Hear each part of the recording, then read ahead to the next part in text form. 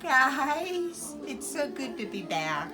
I'm not completely healed up yet, but I thought I'd make a video. Today we are making gingerbread cookies because you know it is the season.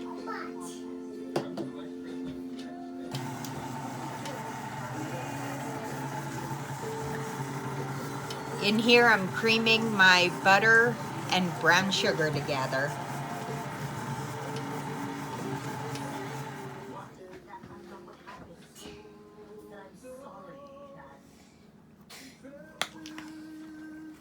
The next thing we're going to add is 2/3 cup molasses.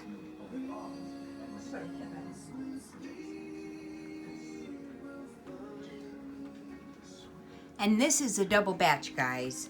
I've got a cup of butter in here, and how much brown sugar did we add? A cup and a half of brown sugar. Okay, we're gonna put this in there and mix that up.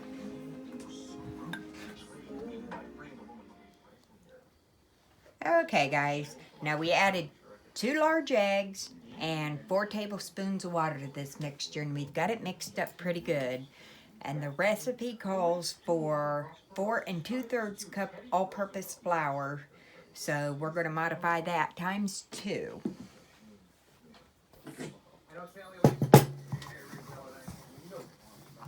Okay, guys, I've got all the wet ingredients incorporated, and the next step is you take, now don't forget, we're doubling this recipe, so it called for 2 2/3 cup all-purpose flour. We doubled that to 5 cups and 1/3 cups all-purpose flour. There's also 2 teaspoons of baking soda, 1 teaspoon of salt, 4 teaspoons of ground ginger, a 1 teaspoon of ground cinnamon, ground nutmeg or allspice, and ground nutmeg. Now what we're going to do, we're going to slowly incorporate the dry ingredients in with the wet. When we get that done, we'll be back. Okay, guys, here we go with our dough. We've got 2 batches here, and they don't have to be even. Now what needs to happen here is they need to go into the refrigerator for at least 30 minutes. Preferably an hour. That'll make it easier to handle. So when we're done with that, we will be back. Hey y'all, it's James's turn. Say hi, James. Hi. Okay, what we're doing here is we're just gonna make some simple cut out sugar cookies. So we're going to be using Betty Crocker cookie mix. Just got to keep things a little simple this year. So he's creaming all this together. There's 1 egg, 1 teaspoon of water, or tablespoon, I'm sorry, and 1 pack of the sugar cookies. And a stick of butter. Oh, and a stick of butter, yeah. Can't forget that, huh? Okay, y'all, we're getting done. Getting them all rolled out. And some we decorated before we baked them. I'll show you them in a little bit. But, gotta tell you what James did. This is our decorating candy. That was brand new and plumb full. And he knocked it off all over the floor. So a lot of these will be decorated with icing now, so we'll be back. James is gonna try his hand at rolling out the gingerbread man. See how he does. Now when I said that the recipe called for 4 1/3 cup flour, the recipe only called for 2 2/3 cup, so you double that. It doesn't call for 8 cups of flour. That'll just ruin your recipe.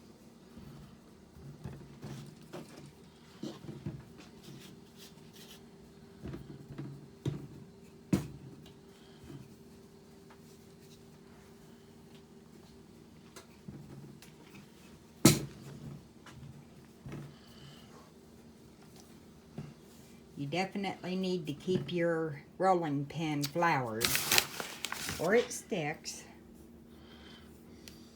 This is a new recipe we're trying this year, guys.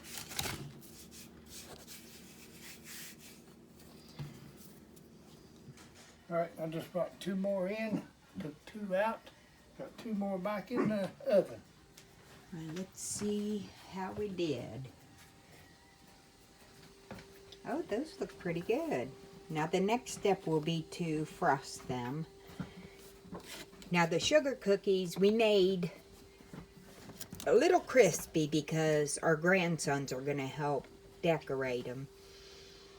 So they couldn't be soft, but that's okay. They'll be really good dipped in milk. And when they're all frosted, we'll bring you back and let you have a look. Good job, James. Okay, guys, don't laugh at us for our cookie decorating skills. We never claim to be experts, but we sure do have fun with this. Here's a start.